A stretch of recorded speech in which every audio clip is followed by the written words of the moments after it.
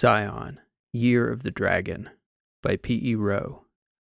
I wish I had some witty quote as a way to begin to talk about the year I blew out my knee, but I was never that great at remembering things I read and connecting them. In the rehab hospital, they had me meet with this therapist named Kate. She specialized in something called narrative medicine, which seemed like a silly and contrived concept at the time. Kate insisted I write in a journal every night, pen and paper, and she taught me to take control of my story, to reframe the narrative, as she'd put it. So I wrote about how the life I'd spent my entire life preparing for and working toward had evaporated in one unlucky turn. Somehow, as I kept writing that year, it became a story about me helping to create the most powerful space engine ever built. How's that for reframing, Kate? So I guess we should start at the crash. Early season, World Cup, Copper Mountain, Colorado, downhill, gate 13. When I crashed, I felt everything. It's still stunning to me how suddenly it unfolded. Even at 240 frames per second, my downhill ski washed out in the span of 3 frames. I was perfectly positioned in the middle C of the turn, just approaching the gate. A few frames after my downhill ski washed out, I was upside down, flying through the air at over 60 miles per hour, headed for what was the most brutal-looking crash in a downhill event in living memory. My body ragdolled in a way that sent mothers rushing to cover the eyes of their children. But that horrific sequence of the accident wasn't what had ruined my future. Spectators who witnessed the accident likely assumed that the small mercy was that I had to have been unconscious before my knee exploded. Maybe only my sister, Kiara, would understand. World-class skiers like us feel the snow faster than an ordinary person can comprehend. I registered every microsecond of that fall. And it wasn't the crash that destroyed my knee. As I turned over backwards, and this is the most innocuous-looking moment of the footage, the tail of my left ski touched the snow so briefly that it's almost imperceptible on one frame. That touch twisted my knee in a sudden, near-instantaneous jerk, torquing my leg in a perfectly destructive motion. And that was it. I remember having a crystal clarity about those microseconds after that ski touched the snow, flying backwards, knowing that it was over, thinking, that's it, Gio, your whole life. I knew I would never ski again. My knee was already gone before my body even hit the snow. It only got worse from there. That knowledge, that pain, and the additional understanding that there was still a terrible crash to come. Get ready, Gio, I thought. Here it comes. 6 broken ribs, a collapsed lung, my shoulder in pieces. None of that mattered. My entire future had exploded in that single frame of video, from a touch of the ski that looked harmless to the untrained eye. I didn't lose consciousness after ragdolling across the hardpack. I was alert as patrol untangled my shattered body from the safety net, backboarded me, and skied me down to the base where I was helicoptered down to Denver. I was perfectly calm, clear-eyed, and responsive, so much so that rescue was concerned by my demeanor. I didn't feel that much pain, though, probably from the adrenaline, and I didn't go out until they put me under for surgery. The doctors didn't touch my shoulder in that first surgery, which was to stabilize my battered rib cage and restore blood flow to my left foot. They also made the first fruitless attempt to save the tibial plateau in my left knee. Mom and Kiara were there when I woke up. In that moment, Kiara was probably more crushed than I was because she thought I didn't know yet. I could see it in her eyes. I saved them the angst and let them know where my expectations lay. Were they able to save my leg? I asked. I was lying flat in a neck brace and couldn't see my foot and was so drugged up I couldn't feel anything. For now, my Gio, Mom said in English. Dad's got an orthopedist flying in from Zurich, Kiara said. He and Stefano are in the air now. Nadia's coming in tomorrow, first thing in the morning. It hurt to breathe, much less talk. It's okay, Ki, I told her. You are winning, Gio, she said. She was rubbing my hand, moving my broken shoulder. Other hand, I told her, gesturing with my head. The next several weeks after the initial crash were brutal. I had 9 surgeries that month, most on my leg and shoulder, and had I not been adamant about the knee replacement, it likely would have been many more. It was difficult for me to get it through Dad and Stefano's heads that I'd be lucky to walk again, much less ski. It's tough to convince a Hatton that money can't buy everything, especially when you have enough money to buy the best hospitals, much less the best doctors in them. No amount of nanotech or stem cell treatments, or even the greatest artist of a surgeon would ever unscrew what had happened to my knee. When they showed me the hardware before the replacement, I thought the knee looked remarkably organic. No barbaric metals or fittings, just smooth, glass-like nanopolymers. It was never going to stand up to Super G, though. For Dad, it was like throwing in the towel. I think Nadia and Stefano were both more worried about what would become of Gio's life after skiing. What do you do when the life planned for you is over at 21? I was about to find out. So it was from early December into January that my body got rebuilt in Denver. And I remember it was roughly Chinese New Year when they finally discharged me to rehab because my physical therapist on the ortho floor in Denver was Chinese. I remember her telling me as I was being packed up to fly out, "Gio, the year of the yellow dragon is a good year for recovery. You're very strong." I didn't feel very strong. Stefano came back from Germany to fly with me from Denver to Clearwater. They had to drug me to high heaven to get me comfortable on the couch on Dad's plane, but I knew it would be better to be close to home. "Brought you a present," Stefano told me halfway through the flight, flashing files from his watch into my tablet. "Something tells me that's not going to be light reading. Engineering courses. Time to put all that math tutoring you got at Holderness to work." It was Stefano's not-so-subtle way of welcoming me to the family business. I got a lot more gate training in New Hampshire than math. "I saw your scores. Time to sharpen your mind and put that to work instead." "Nice," I said. "Mind if I rehab my leg a little first?" "You can do both, Gio," Stefano said. "We're going to need you in the coming years. Dad's got a lot on his plate.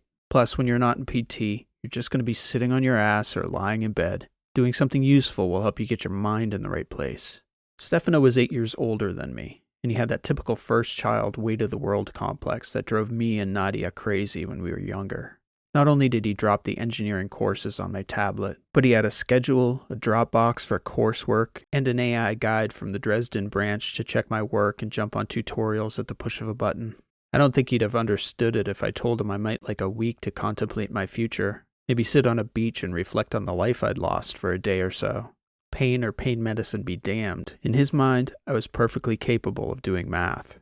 I humored Stefano. Sure, I was angry and frustrated and depressed, but I was also circumspect enough to realize that nobody was going to feel sorry for me. A Hatton? "Oh, poor Gio, your professional skiing career that your dad's money bought didn't pan out. Pardon me while I weep for the cruelty of this harsh world." So when I got to rehab, I did math to keep Stefano happy, and whenever Chiara was struggling enough to ask for my help, I looked at her GS suit's motion capture and her VR footage from Holderness. Struggling was a relative term for Key that year. That was her year 16 season, and she'd gotten a lot stronger and faster. She was skiing scared, though, jumpy at speed, which she'd never shown any sign of before. It didn't take a genius to figure out why. It was a fluke, I had to tell her, over and over. You can't be afraid of crashing. She would swear that she wasn't, but I could see it, even though she was killing every high school girl in New Hampshire. Key wasn't ready for the top college girls yet, much less the women. If she was even a little scared, the courses would eat her alive at the next level, never mind the competition. She was starting to get noticed, though, turning the right heads. I spent 6 weeks in the Palm End Rehab Hospital in Clearwater. I'd done my share of pool work in my ski training, so that part of rehab felt like familiar territory, even if my motivation was different now. Each day was filled with boredom, pain, and frustration, and what slow, incremental progress I did make was hard to place as any true gain. I'd never get back what had been lost. I was miserable. A week or so into my rehab sessions, they sent me to the narrative therapist, Kate, who gave me a journal and yet another task: catalog my story, begin to rewrite it, figure out the story of Gio Hatton and his bum knee, figure out how I wanted it to start, not end. The crash was the beginning of a new story, not the end, she told me. It was hard to feel progress, though, and it was beginning to annoy me how I could feel both a deep sense of self-pity and be disgusted by it at the same time. Those first few journal entries were rough.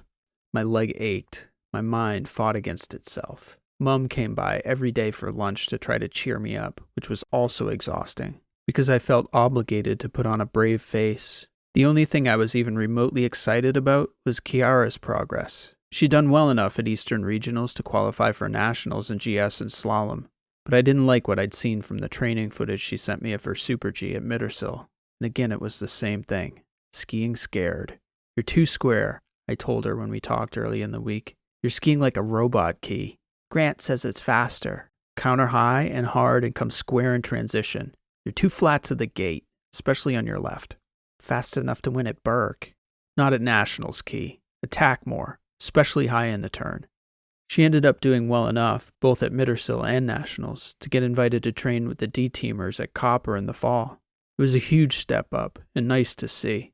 Kate asked me a few times if I was trying to live vicariously through Kiara. She thought there was something going on psychologically with Kiara's skiing.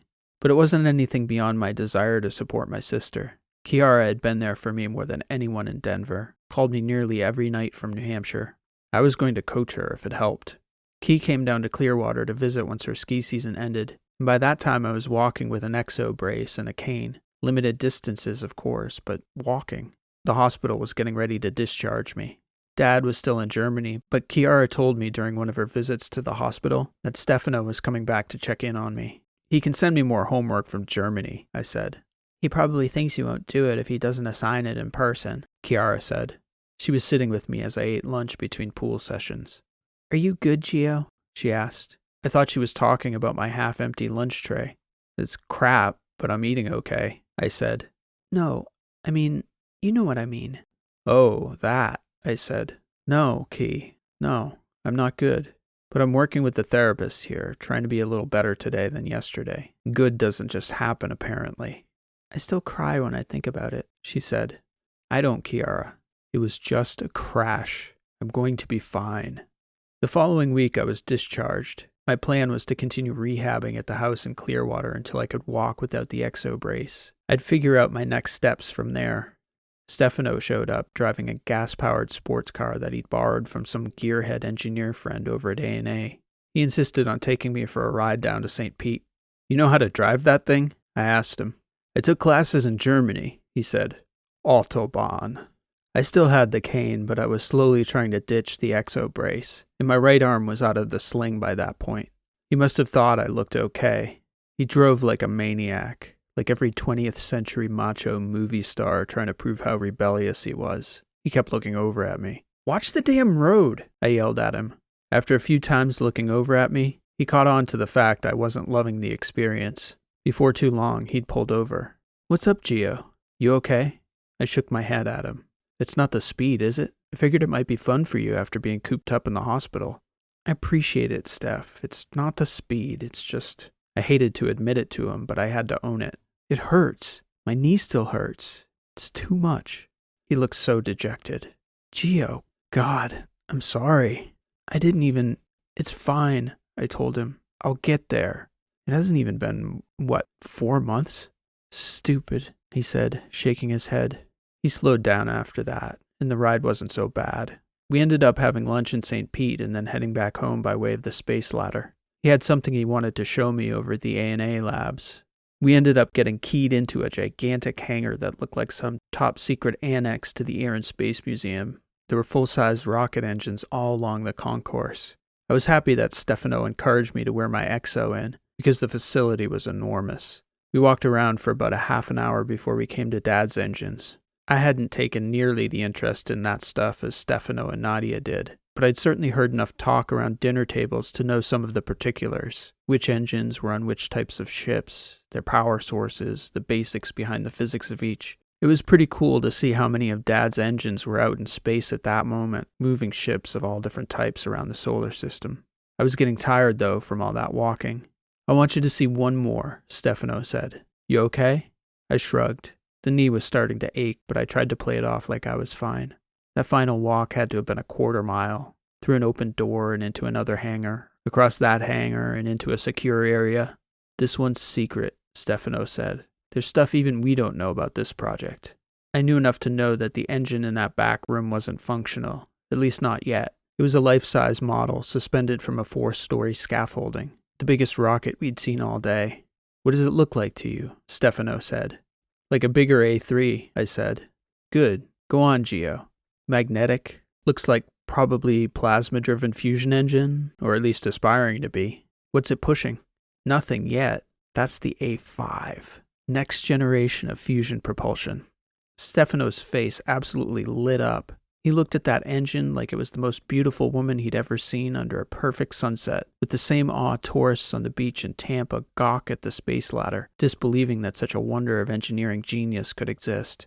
It's beautiful, right? I guess, I said. How far along is it? Not nearly far enough, he said. It needs to get about a third more powerful and twice as compact. Mr. Hartsock has stringent specifications we're going to need to meet. I'm not even sure Dad has all the details on the ship, but it's high priority and big money, brother. Dad's got half of Dresden working on it. You and Nadia too? And you if you're up for it, Stefano said. When you're ready, of course. I sighed. I figured he'd been up to something all day. The car ride, the grand tour. Humor me, brother, Steph said. I want you to close your eyes for a minute. Really, Steph? Really? Please, Gio. I shook my head. Do you remember Park City a couple winters ago? Nationals, I said. I remember. Week after Christmas. The night before your race, after we'd eaten, you disappeared and I went looking for you. I don't remember that, I said.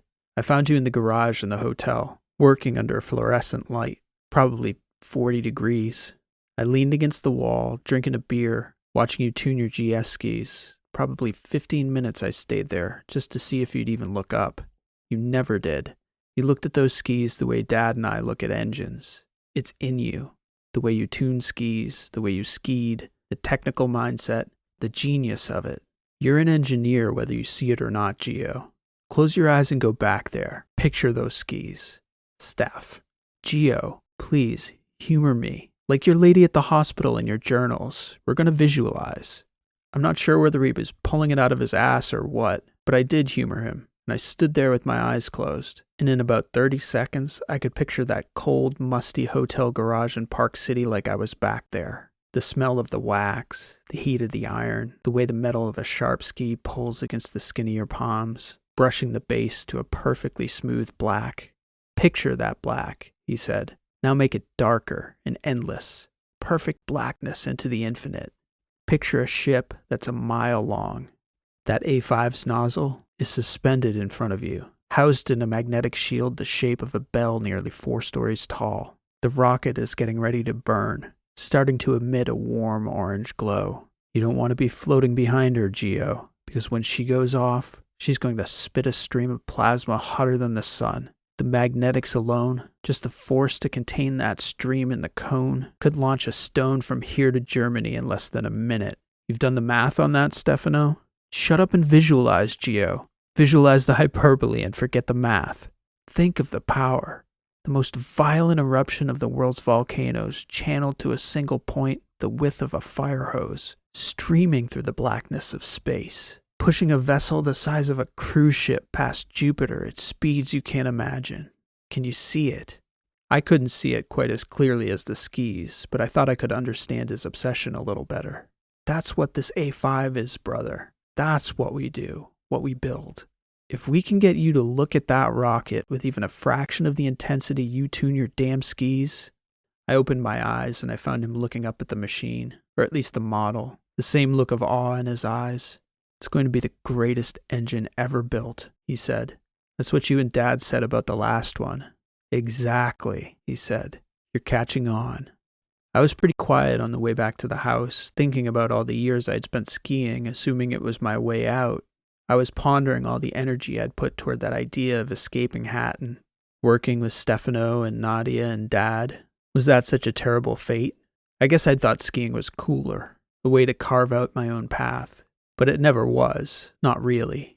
Nobody sniffed the level me and Key were skiing at without living on a mountain, private schooling and coaching at every level, gate training nearly every day, the gear, alignment specialists, boot fitters. I guess I'd save Dad a few thousand on ski techs by learning to tune my own skis at Holderness, but nobody really carves out their own path without help somewhere. So what does a rich, bum-kneed, former ski racing son of a fusion rocket engineer do when he gets called to Dresden to help his siblings oversee the design of the greatest engine ever built? He finishes his outpatient rehab as best he can. He shifts his frame a little each night in his journals. And when May rolls around and it starts to get ungodly hot in Florida, he trusts his big brother and hops on a plane. I'd been to Germany probably 10 times that I could remember as I was growing up. My German sucked, and frankly I wasn't thrilled about moving there. But everyone in the family was supportive, and my physical therapy team in Florida was happy enough with my progress that they were willing to direct my recovery remotely. Initially, Stefano set me up in his guest bedroom while they were setting up my flat. I enjoyed being around Stefano and Nadia daily, for the first time really since the 3 of us were kids. The problem was the work, or more rightly, the office. When Stefano brought me over, I had no idea what he envisioned for me at Hatton. I'd been taking college-level courses while skiing, and the stuff he had me working on in rehab was advanced stuff, but it was entry-level coursework for their new hire engineers. Stefano had me in with the A5 development team immediately, though. Deep waters. I barely understood half the things the engineers talked about when they had the courtesy to speak English for me. I didn't enjoy feeling like the dumbest person in the room. It'll take some time to adjust, Stefano kept telling me, and he caught a vibe off me that the workplace wasn't all that welcoming. The hostility wasn't ever direct, because none of them were stupid enough to denigrate Rainer Hatton's youngest son. You let me know if anyone steps out of line, Stefano told me. Yeah, that's just what I need, Steph. Big brother stepping in. That'll prove it's not nepotism. You're smart, Gio, he told me. Every single person who's new to this company goes through an adjustment period. You shouldn't need to take any crap while you're learning. The best thing I could compare it to was being picked last for a team on the playground when you were a kid. Every one of those engineers knew they didn't want me there, and I knew it too. I was a time waste, a liability. The only question was whether they could eventually turn me into an asset, beyond whatever future familial influence I might hold. Meanwhile, they had a rocket to build that year, and it wasn't going well. The model Steph had theatrically taken me to visit in Florida was a dead print, a slug of a theoretical engine that didn't exist. A&A had set the deadline for specs of a working engine at the end of the year. Otherwise, they were going to seek other submissions and pull funding. With current technology, no design existed that could make a fusion rocket that powerful and compact. The engineers were testing different fusion reactors, trying to figure out how to scale them up within the limited space of the ship's fuselage, which we knew little about beyond dimension and mass. In order to help bring me up to speed, a pair of young engineers, Ilsa and Jonas, got stuck with me. I think they didn't know what to make of it, because they both understood that a friendship with one of the Hattons wasn't going to hurt their careers, but being seen as too friendly by the senior engineers also had its implications. Ilsa would send me files on designs that had been proposed and discarded, and occasionally, when I could pull him away from his work, Jonas and I would go over the positive aspects and critical flaws that ultimately brought about the team abandoning those designs. Dad had a thing about AI in his design process, because he'd been burned by critical blind spots in early projects. It was a lot of extra work, but I think that was Dad's point. It was why A&A came to Hatton. Old school, hard-nosed German engineering ethic. I was feeling very American in Dresden. After about 6 weeks, Chiara came over for summer break. By that point, I was walking again, almost pain-free. I still had to wear a conventional brace, but I ditched the cane, and the limp was getting progressively slighter. 7 months out from the accident, Chiara and I took a walk in Lingner Park by the Elbe on a warm, overcast day. It was the first time I'd seen her since Clearwater, and that last few months of the ski season had changed her physically. The contrast between my atrophied legs and her lower body, the developing physique of a world-class ski racer, was striking to me. She didn't want to talk about training, though. I can't believe you're walking, Gio, she said at one point. I don't know if you know how close you were to losing your leg that first operation. I know, I told her. I talked with Mom and the orthopedist. It's what, 6 months now? 7, maybe. Bloody miracle, right? Are you okay, Gio? She asked me. I know everyone says you're doing well, including you, but they don't really know what you lost. You're really never going to be able to ski again? I don't think so, Kay. Maybe real, slow, recreational stuff with a brace someday, but not the way you mean it. She sighed. What happened, Gio? Fluke, I said. Ski lost the edge at the wrong time. I should have just washed out like we've both done 1,000 times before. That's what scares me, that I could do everything right. You could also do everything right and win, Key. That's a lot more likely than what happened to me. There's no making sense of it. Suddenly she was looking at me with tears in her eyes. Chiara, I'm okay, I told her. She melted. She began crying so hard I thought she might fall over. It was the last thing I expected. And suddenly I found myself in the middle of the park, consoling my sister as she cried in a way I'd never seen from her. Maybe ever. I was so scared, she kept saying. Gio. I wasn't sure what had brought all that out of her, but I wrote about it in my journal that night, which made me ponder it in the weeks that followed. We all lose our heroes at some point, or at least we realize they're as fragile and flawed as we are. I guess I didn't realize how much I'd been that for her. She was just this goofy middle school kid following me and my friends around the mountain, struggling to keep up. That, more than anything, was what stuck with me writing in my journal, that I'd need another way to be heroic. I skied like a god, and I was going to have to let that go. Figure out how to limp my way through life in a way that made my sister proud each day. That was that. After Key left that summer, I found myself feeling a bit lonely, so I started reaching out to Jonas and Ilse outside work. I didn't really know anyone in Dresden outside the family, and Nadia and Stefano were so busy it was difficult to get them to come out for a beer. So in August, me, Jonas, and Ilse started meeting in the beer garden, most of the time just to hang out, but occasionally we'd talk about the project. At that point, the senior engineers were exploring materials limitations. The real problem was that the fusion reactor was still too large and the nozzle also too large. But compressing the rocket further made it physically impossible to generate a strong enough magnetic field to contain the plasma stream. The lead engineers thought they would be able to find a material solution. I didn't know that they couldn't, but the attitude around the office made me pessimistic. They sure didn't act like they were on the right track. I reviewed the flawed designs with Jonas and Ilse. What seemed obvious right away was that there were two paths: the materials solution, which the senior engineers surmised was most solvable, and the second path they'd already dismissed as impossible: multiple engines. They'd worked through the multi-engine solution for nearly a year before finally giving it up as too complex.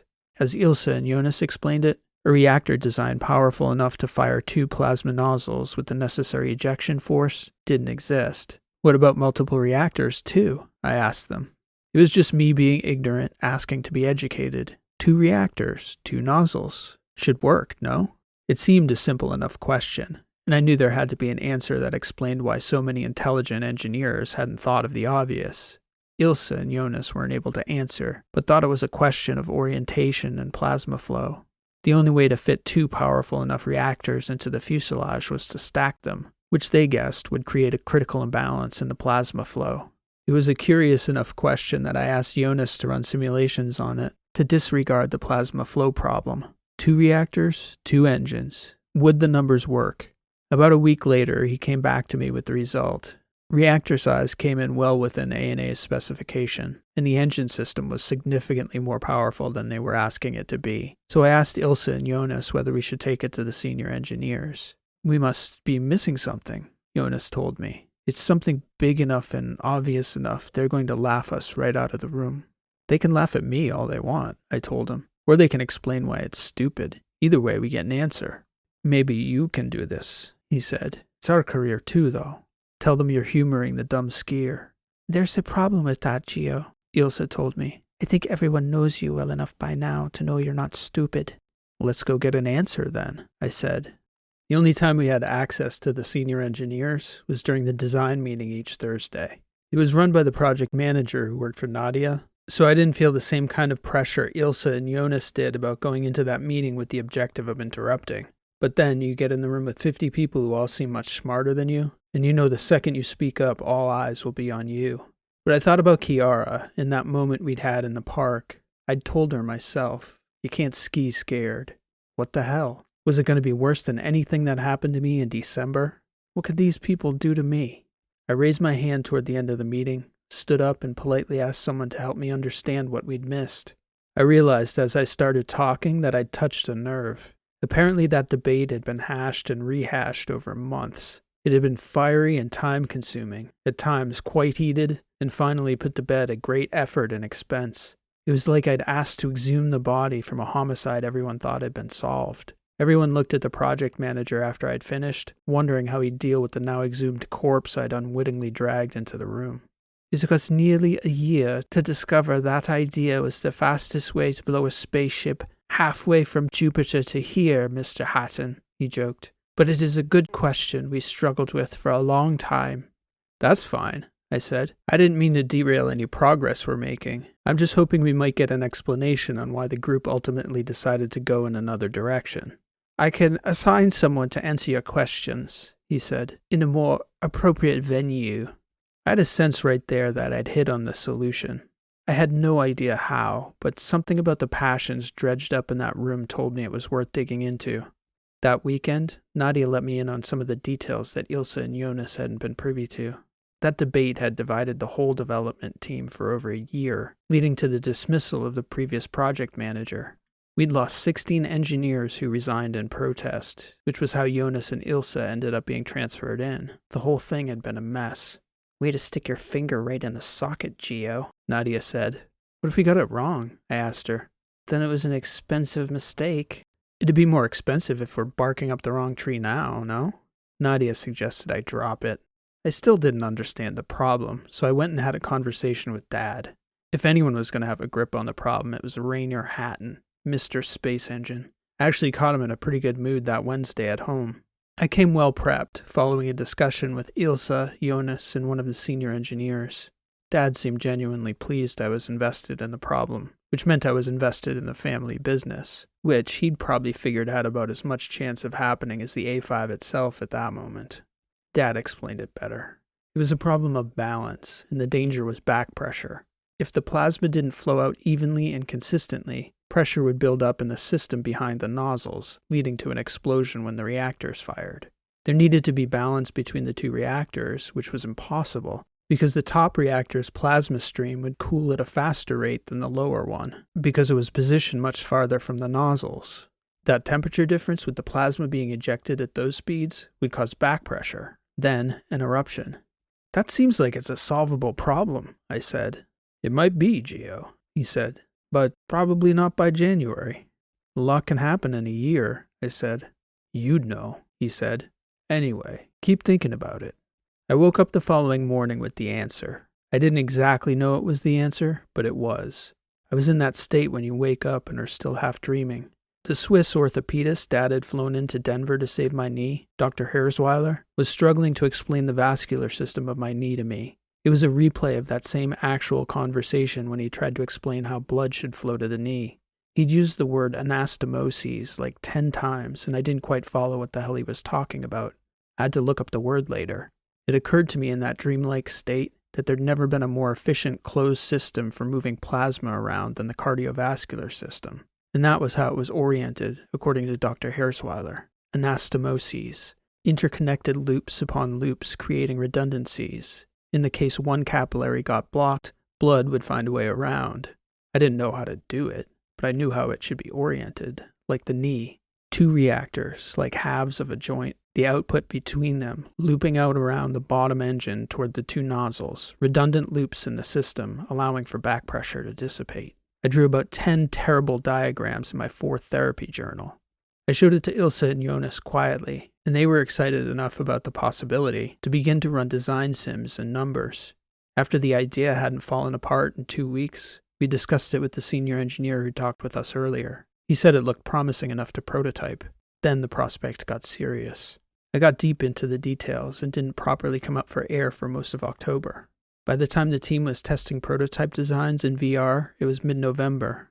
Mom and Kiara were out in Colorado, and I was trying to decide whether to fly back with Stefano for Thanksgiving. I could have counted on one hand the number of times I'd even spoken to Key since her visit that summer. She'd been training nonstop for early season out at Copper, and I'd been too deep in work. But as much as I wanted to see her, I decided to stay in Dresden. I wanted to see the prototyping through, to learn how the team developed the models, to understand the details the way Dad did.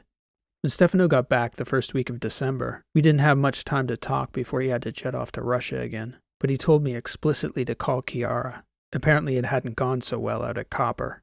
She was back at Holderness by the time I called, but she didn't want to talk about anything but Colorado. She was in tears about 2 sentences in. The technicians had messed up her boots. The coaches were clueless from what it sounded to me. She couldn't even get her skis tuned right. The D-team girls were also pretty nasty to her from what it sounded like. I didn't really know any of the women's coaches at that level, but I offered to make a few calls on her behalf for what it was worth. Then she said something I hadn't expected.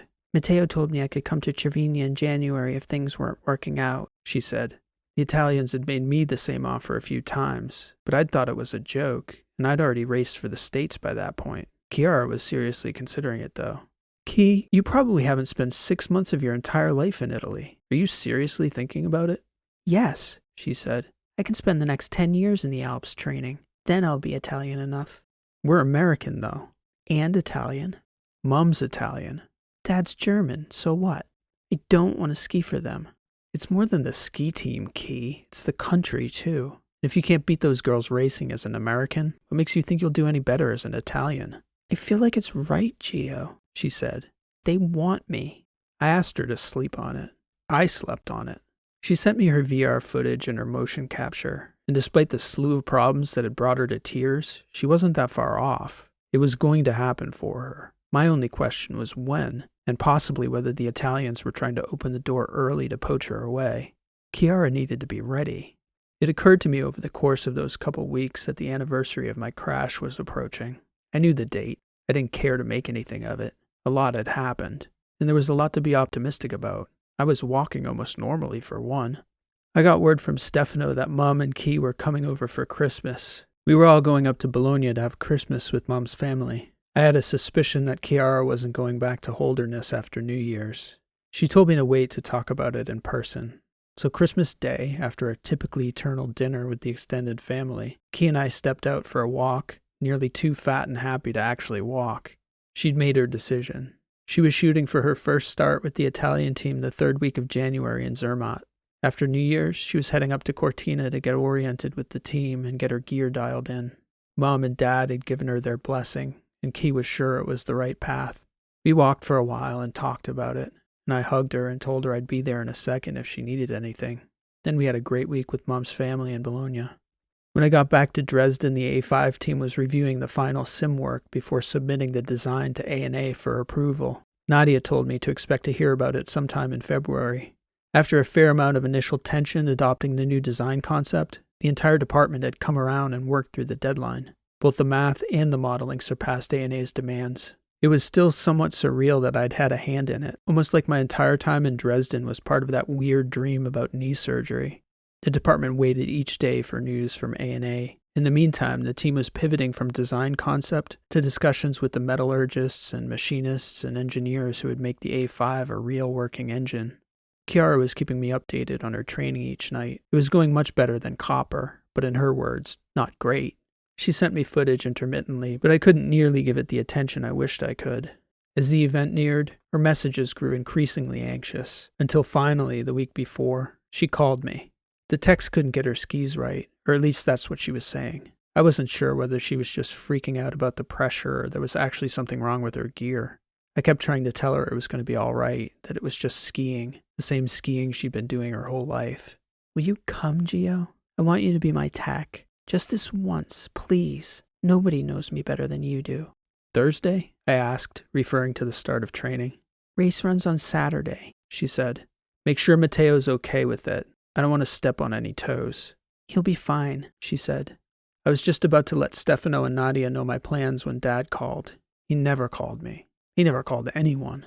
A&A had approved the design for the A5 and were sending a group to meet with our team the following week. I'll be in Zermatt tuning my sister's skis, I told him.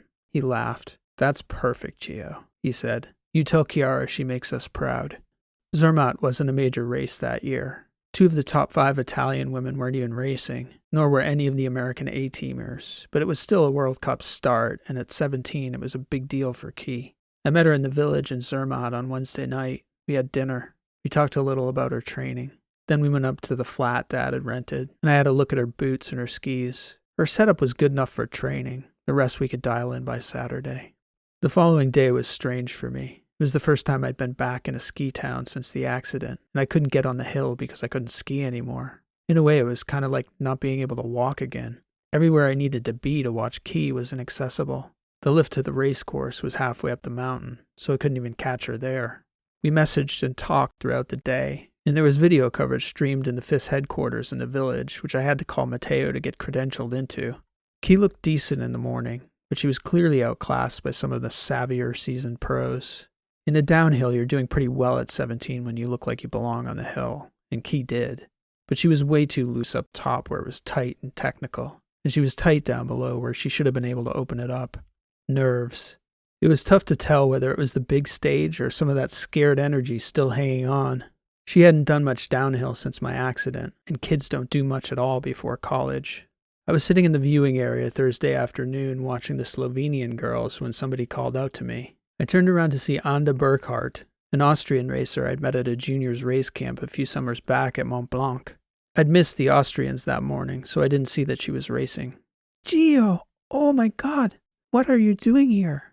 Hi, I said. I'm here with my sister. She's getting her first start on Saturday. I'd turned in my chair to meet eyes with her, but she'd surprised me, so I hadn't stood up yet. She came over beside me and put her hand on my shoulder, and she saw I was about to get up. Can you? And then she felt embarrassed about asking me. Stand? I said, getting up from the chair and kissing her cheek. Sure, I can even walk a little. That's so good to see. I was so scared for you. I can't tell you how nice it is to see you on 2 feet again. It's nice to be on them, I said. Can't get up to the race course, though. Those days are over. She looked saddened by that statement. You said you're here with your sister. I thought the Yanks was skipping through to San Anton. She's skiing for Italy. I didn't see a Hatton on the roster. Chiara de Benedetto. Our mom's name sounded more Italian than Hatton. I'll have to watch for her. You better. I didn't even know you had a sister. You will soon. If she's as competitive as you, Gio, we're all in trouble, I'm sure. She stepped back and looked at me standing there and shook her head. I'm going to tell everyone how good you look. And I'll watch out for your sister. You better, Anda. I've got to run and eat before the afternoon session, Anda said. But what's this? You come to Europe and don't even message me, Giorgio Hatton? I live in Dresden now. You know where we train, she said, kissing me on the cheek again. I want to see you this weekend. Chiara and I did a coaching session that evening, discussing the upper section. It was technical, Chiara wasn't. This was the problem. Matteo had already discussed it with her, albeit a little differently. She got defensive and walked off. Mountain doesn't care how you feel about it, Key, I shouted to the other room. You gotta stand on your skis either way. I went through her gear while she was sulking. Whoever the Italians were using did a decent job on her skis, but I didn't love how forward she was on her bindings, not for downhill. So I moved the contact back almost 5 millimeters and charged the plate. I spent a good 3 hours on both pairs, giving them a proper sharpening, and I tried to guess the wax as best I could from the base area. It was going to be tough to get perfect if I couldn't get up there on the snow. On Friday, Chiara didn't fare much better, but she told me she felt better. Her edges were perfect. I'd just gotten the wax wrong by a few degrees. Zermatt was as tough as anywhere because the elevation drop was so pronounced. The right wax for the top wasn't great by the bottom third of the course. We were getting closer, though. One of the Austrian girls asked about you, Gio. Chiara said the night before the race, after we'd finished our VR session. You need to worry about countering into that 9th gate. Let me worry about Anda. Chiara smiled at me. I told her we'd have dinner with her after the race tomorrow, before you go back to Dresden. I think you're going to like the race circuit life a little too much, Key. You need to remember to take care of the skiing part first. She turned her shoulder and leaned into my chest, repeating what I'd told her probably 50 times those 2 days. High into the 7, set up the 9. I woke up early that Saturday to check on the weather and temperature. When I stepped out, it was cold and quiet in the village. The sun wasn't up yet, but the light was starting to get gray over the Alps. My knee, probably for the first time that week in the cold, didn't ache. It felt normal, and I felt good. I had a sense about Chiara. She was going to be all right. I headed back inside to prep her skis and cook her breakfast. I figured she'd be up early, jittering in anticipation, but I had to wake her 3 hours before her start time. She was calm. I saw her off on the gondola, and I had this weird vision of a big brother putting his little sister on the school bus for her first day of kindergarten. Only Chiara was a pupil no longer. She was a full professor about to hold class. I was the only one in Zermatt, but Mom, Nadia, Steph, and even Dad hopped on a group stream a few minutes before Key was scheduled to run. How'd she look? Dad asked me. She looks strong, I said, but it's her first start, so I'm just hoping she holds her own. With such a low seed, Key was scheduled 3rd out of the start gate. At some point while the second girl was racing, Dad casually said the following. By the way, Gio, I spoke with Julian Hartsock over at A&A about our engine yesterday, and he was very impressed with the design. The A5 is moving forward. Good news, I said, too focused on the skiing to really appreciate the gravity of that comment. By the time I'd realized the significance of what Dad had said, Chiara was in the gate. The feed was in French, but the presenter did her name better justice than an English speaker would. Chiara de Benedetto, Italia. Key shot out, calm and focused, skated a few steps into her tuck and was flying. She stayed high in the first 2 turns. I told them it was all about gate 9. I was watching on the big screen in the sleepy media room in the FIS headquarters. Coaches were just getting their coffee. Some of the veteran women were coming in and out, getting last instructions, and a few eyes were trained on the screen, watching the early racers for a few last clues about how the course might run.